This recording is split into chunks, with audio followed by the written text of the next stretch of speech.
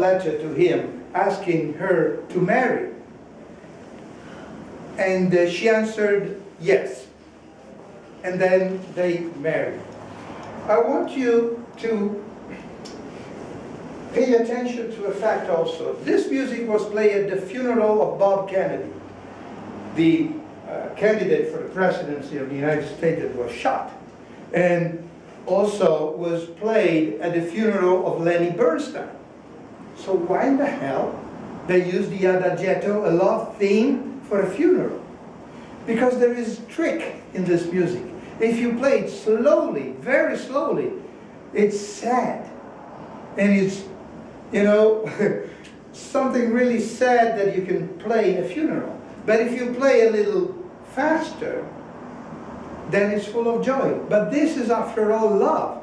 Love and pain are most of the time so entrenched that it's just a touch the difference between the two moments. And I can only use a couple minutes of the adagietto before going to the conclusion.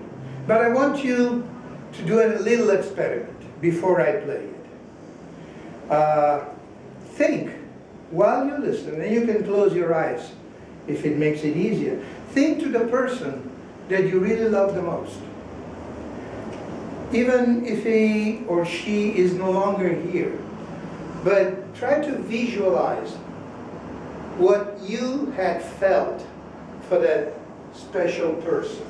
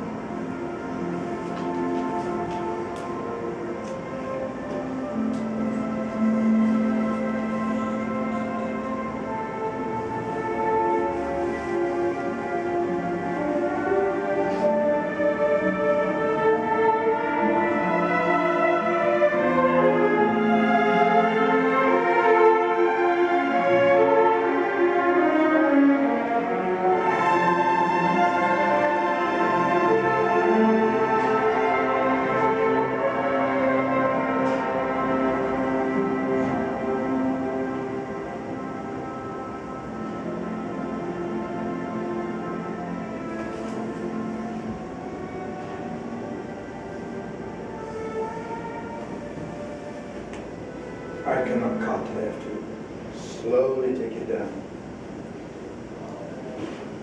And I'll skip it because it's 7 minutes, but don't have the time to listen to it. So, you have probably heard the difference between the explosion of the resurrection and the tender and soft and whispering tenderness of his declaration of love to Alma and to the love itself. So what you will hear in Mahler's music is this research of sound, the dynamic from the very loud to the very, very soft, from a full orchestra blowing to one single musician playing. There is it's called rubato. This is typical of Mahler. The rubato in Italian, rubare means to steal. So what they steal time, this elasticity of time. You know, that makes you always feel like moving into his symphony, into his music. And then he introduced in the orchestra instruments that were never used before. The xylophone, the mandolin I told you, but even brushes and hammers and cowbells, just because he wanted that specific sound. In one of the symphony, he instructs the violin to play with the bow on the other side, because he wants this kind of scratchy sound. And he said, it's not a mistake, you know, because the musician would think that the conductor is crazy, you know. No, he wanted a scratchy sound. It's like when you hear today rock and rollers to use different ways to produce specific sounds. The final thing I want you to listen to is the Ninth Symphony, one of his absolute masterpieces, because he was diagnosed a serious illness, and he knew he had to die. And facing death is not easy for anyone, but he at the time moved from a Catholic vision of the eternal life into more Oriental, Buddhist way of looking at it. And he thought that after all, life and death are the same part of a flowing of the life in general. So he imagined that death is not something tragic, but it's just a slow dissolution into the eternity. And me and you, we can tell, or we can talk about this, but how to compose this? He did it in the last symphony. And he does a miracle. First of all, the opening of the symphony, he uses his heartbeat as the rhythm of the symphony, and because he had an arrhythmia, you will hear that the beginning of the symphony is out of time. But he uses his heartbeat to describe his death. Listen.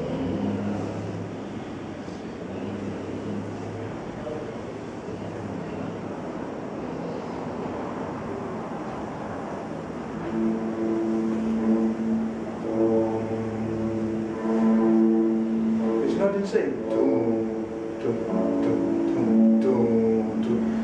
Because his heart was not in... They had no pacemaker at that time.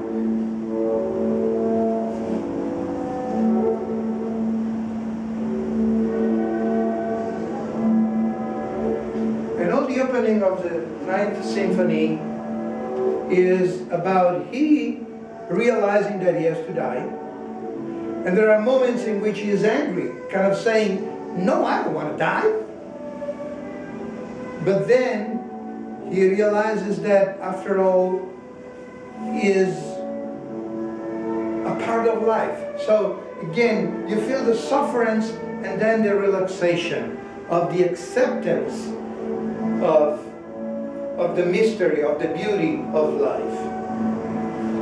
And then in the central part of the symphony, he sees the death from two standpoints. One from the young adolescent that think that life is eternal and rush and runs, but after all, he has to face the fact that it's going to end. And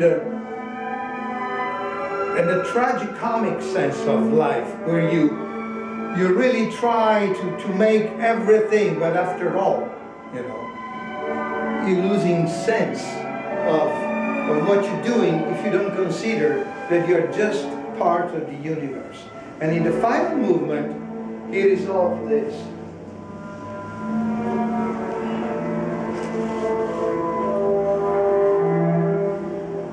Here, I want you to listen to this moment of tragic.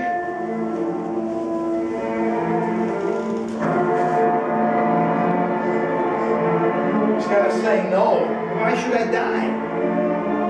And his sufferance and a cry of despair because there's nothing he can do about it.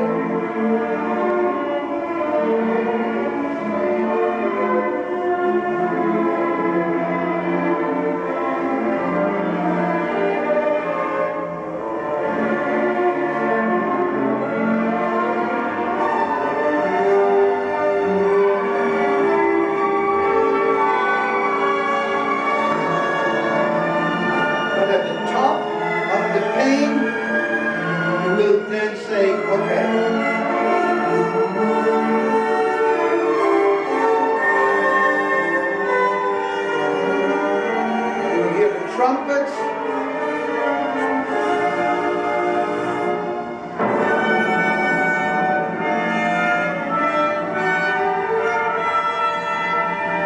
And then you relax to a soft and gentle love theme.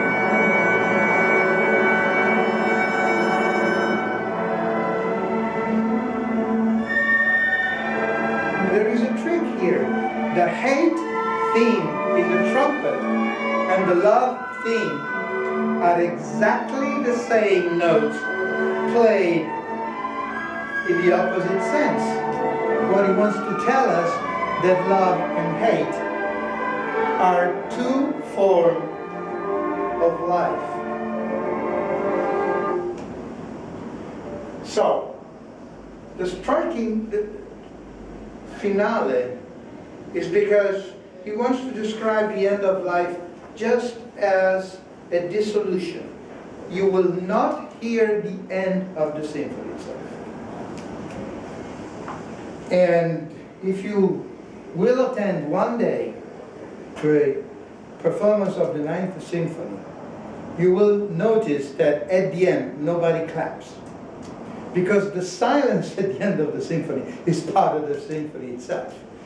And it will be just the conductor that at the end will let you know that you are now free to applaud.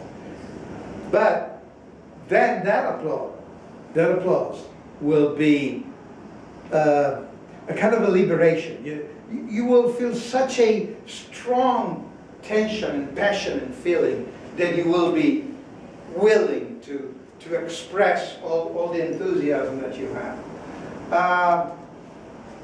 You see, this is, you know, I want you to just visualize, because we don't have time to listen to all. You see that there are moments of the song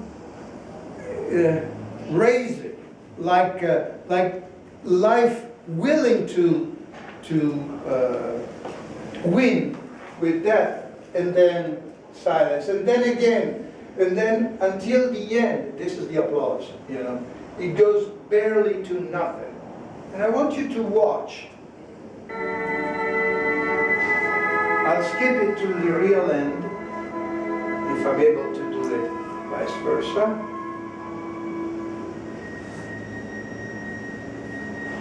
Okay.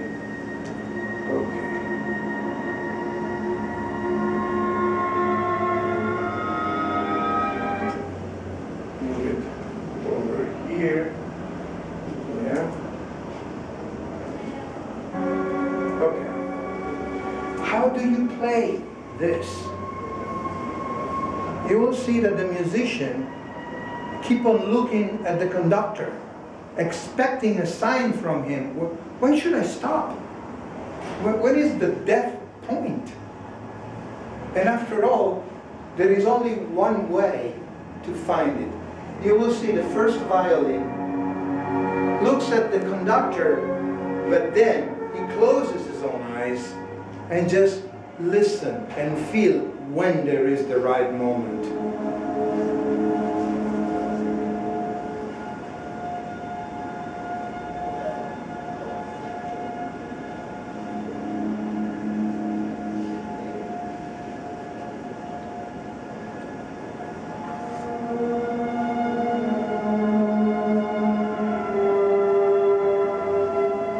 This one is the fast violin.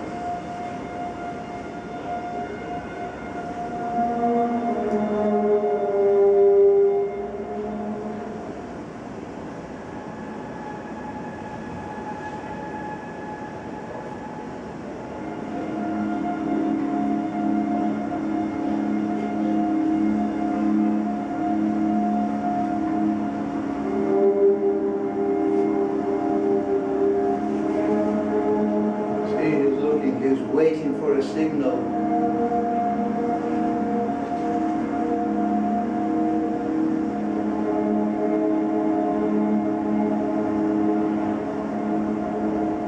Then he closes his eyes,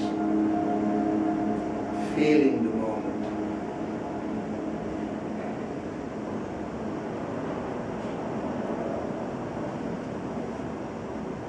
This is the end. So, listening to this music from the beginning to end is kind of a journey from the original tuning with the universe to the life that slowly dissolves into the whole. And it's an acceptance of human life. It's a metaphor. I know you're dealing with metaphor. It's a metaphor of entire human existence. Valid 150 years ago, 120 years ago, valid today. So, a journey from the earth up to the sky. And this is why I say that the story of this music, not just of the man, is the story of each of us. Each one of us. Because it talks about our passions, about the change, about the joy, about the despair, about peace and love, about the willing to change, about the necessity for an artist to talk about things he probably don't want to talk about, like his own death, or like the death of his own daughter, you know?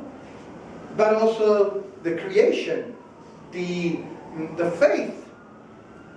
And this is why I say that Mahler music to me tells all the things that I told you at the beginning, you know? Why you want to do this, and you feel it like a mission to accomplish, because there is something bigger of which you are just part. So I recommend you, I hope you will listen to my recommendation. Find it, it's going to be cheap. You will find modern music, you know, all around in the supermarkets, and just pay attention, grab one. Some of those symphonies will not be good for you years at the beginning. Even I have a hard time now, and I'm listening to prepare to the concert of the 8th, because it's all sing, and it's not always easy, but then you'll find your own. Listen with your open heart, and try to grasp what he is trying to tell you, and I hope that you will find your symphony, the one that will tell you something, like music always does. Music always tells you something much, much bigger than the simple notes that it's composed for. Thank you.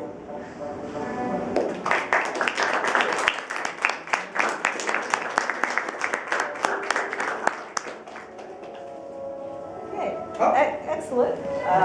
I always find this